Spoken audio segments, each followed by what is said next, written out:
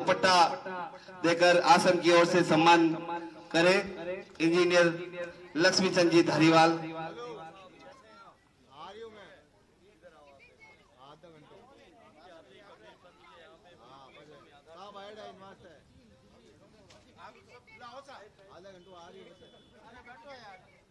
माननीय गजेंद्र जी शेखावत जी के सम्मान के पश्चात हमारे बीच उपस्थित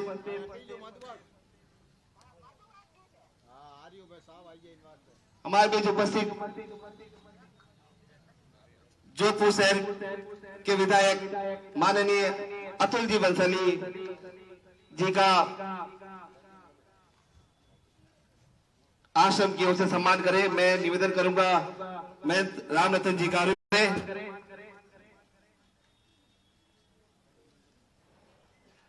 एक बार जोर से सभी बोले जय जय श्री राम।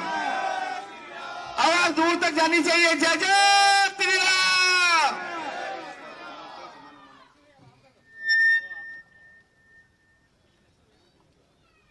इंजीनियर लक्ष्मी चंद जी धारीवाल साहब से निवेदन रहेगा कि माननीय विधायक महोदय जोधपुर शहर अतुल जी बंसाली जी का दुपट्टा पहनाकर आश्रम की ओर से स्वागत करें।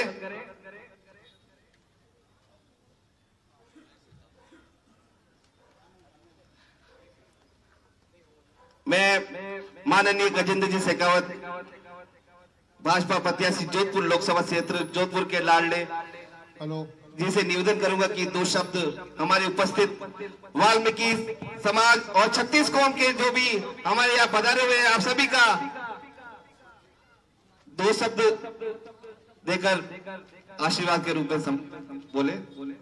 बोलो भारत माता की, भारत माता की। ये माधो बाग वाली आवाज नहीं, ये तो कोई ऐसी आवाज है कि 8-10 दिन से रोटी नहीं मिली वैसे। भारत माता की जय श्री राम, जय जय श्री राम। आज इस चुनावी सभा में हम सबके बीच में आशीर्वाद देने के लिए पधारे सदगुरुदेव जी, हम सबके बीच में उपस्थित शहर के सम्मानीय विधायक भाई अतुल बंसाली जी, पार्टी के वरिष्ठ कार्यकर्ता मेरी छोटी बहन अलका थामेट, पार्टी के युवा मोर्चा के पदाधिकारी, पार्टी के मूल संगठन के जिला मंत्री भाई इंजीनियर भाई लक्ष्मीकांत धारीवाल जी, इस सभा में उपस्थित सभी राष्ट्र प्रेमी बंधुओं में आप सबका स्वागत करता हूं, आप सबका अभिनंदन करता हूं। आज का दिन एक विशेष दिन है। अब आज भगवान प्रभु श्री राम का प्राकट्य दिवस है, अवतरण दिवस है, उनका जन्म दिवस है और पूरा देश आज भगवान श्री राम की जयंती, पूरी दुनिया श्री राम की जयंती रामनवमी के रूप में मना रही है। हमारे जोधपुर में भी आज घंटाघर से जो परंपरागत रूप से शोभा यात्रा प्रारंभ होती है, आज असीम उत्साह उसमें देखने को मिला था, जब हजारों की संख्या में उपस्थित लोग सुबह 10 बजे से अभी तक भी निरंतर पैदल चल करके अभी सत्संग भवन तक पहुंचने वाले।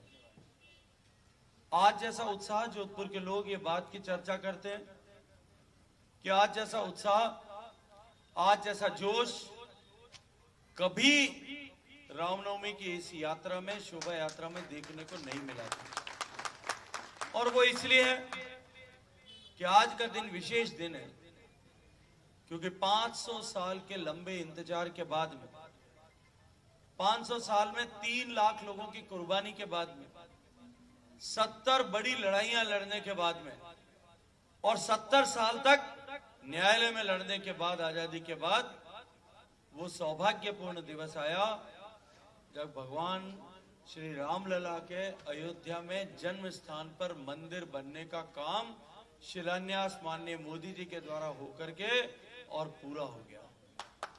भगवान श्री राम का मंदिर बनने के बाद में, प्रभु श्री राम के अपने घर में विराजमान होने के बाद में, अपने भव्य घर में विराजमान होने के बाद में आज पहली दिवाली आई है, पहली रामनवमी का त्योहार आया है।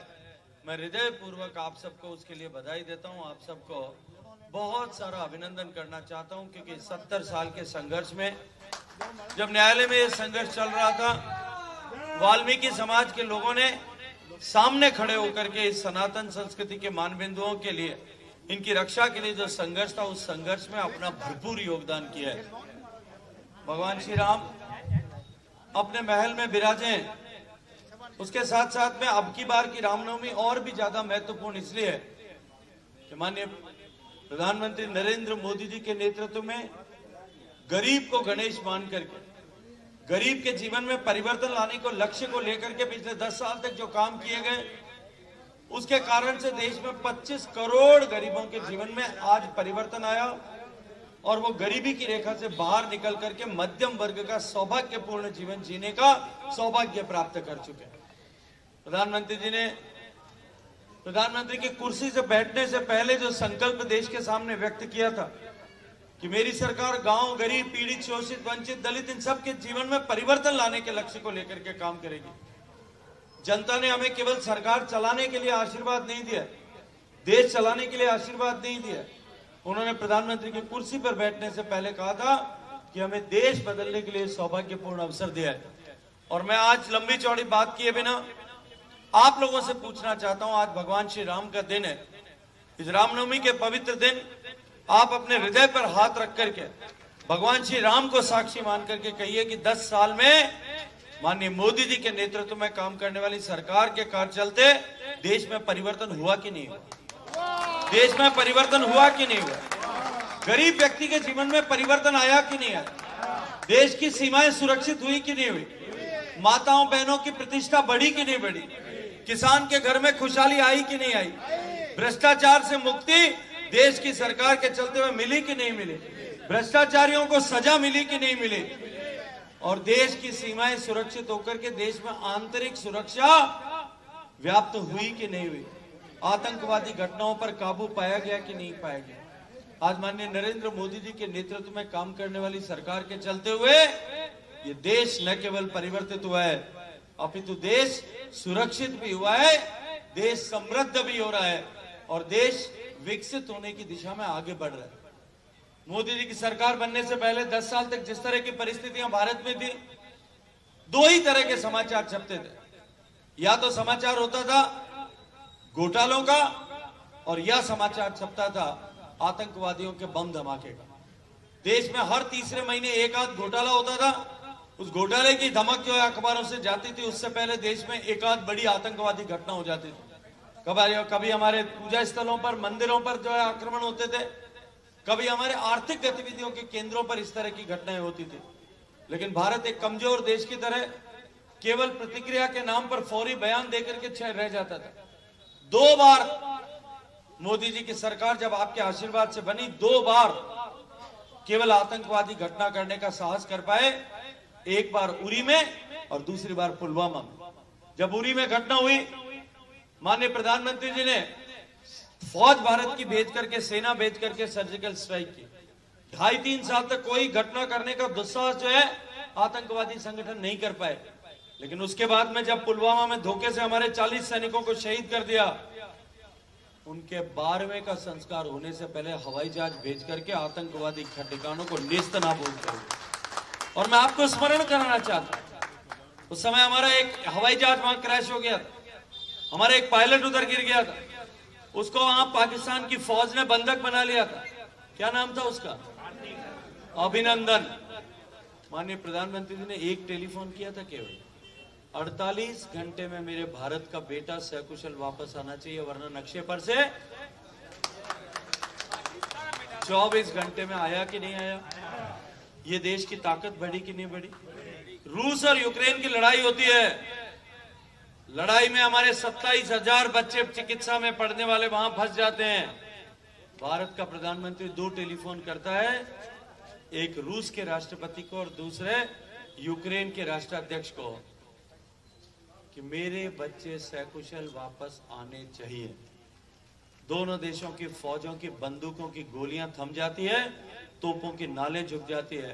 भारत के बेटे तिरंगा लेकर के और सम्मान के साथ कदम ताल करके वो आते हैं और दोनों सेनाओं, दोनों देशों की सेनाओं के सैनिक उनको खड़े होकर के सैल्यूट करते हैं। भारत की ताकत बढ़ी है कि नहीं बढ़ी? आज जब उन दोनों देशों के बीच में युद्ध होता है तो दुनिया ये कहती है कि उस लड़ाई को अगर कोई शख्स इस धरती पर मिटा सकता है तो वो हमारे देश का प्रधानमंत्री, आपका और हमारा नेता नरेंद्र मोदी मिटा सकता है। आज भारत इस विश्वास से, सारी दुनिया जब ये बात स्वीकार करने के लिए तैयार है कि भारत तेज गति से विकसित होने के लिए जा रहा है, इसलिए ये चुनाव और आज रामनवमी का दिन अत्यंत महत्वपूर्ण है कि आज भगवान श्री राम को साक्षी मान करके हमको संकल्प करने की आवश्यकता है, हमको चुनाव करने की आवश्यकता, निर्णय करने की आज आवश्यकता है। ये जो दो तरह की विचारधाराएं, एक सनातन विरोधी विचारधारा और एक सनातन के पक्ष में काम करने वाली विचारधारा, हम किस विचारधारा के साथ में खड़े हैं ये हमको तय करना है। और आज तय करके केवल हम घर में बैठ जाएंगे उससे काम नहीं चलेगा। ये तय करके हम इलेक्शन के दिन 26 अप्रैल को जाकर के अपना मत दिलवा देंगे उससे भी नहीं होगा। ये तय करके कि ये विकसित भारत बनाने का राष्ट्र यज्ञ है, ये मात्र चुनाव नहीं है, हम सब लोग अपने परिश्रम की आहुति उसमें देंगे, तब जाकर के ये देश जो है विकसित बनेगा।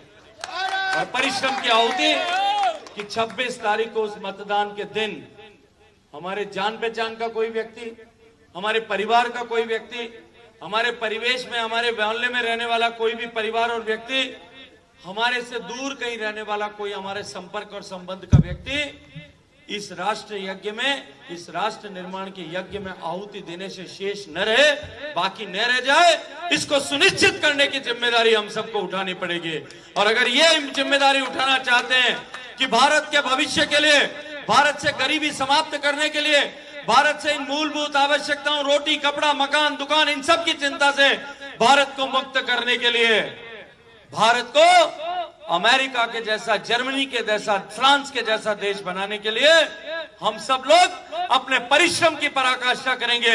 ये संकल्प अगर लेना चाहते हैं तो दोनों भुजाएं उठाइए, मुट्ठी बंद करिए और पूरी ताकत के साथ में बोलिए, भारत माता की, भारत माता की जय श्री राम, जय श्री राम, जय श्री राम, जय श्री राम। सबका अभिनंदन। बहुत बहुत धन्यवाद। समय की व्यस्तता को देखते हुए आश्रम के कार्यकर्ताओं से निवेदन है कि अगला कार्यक्रम माननीय हमारे बीच केंद्रीय मंत्री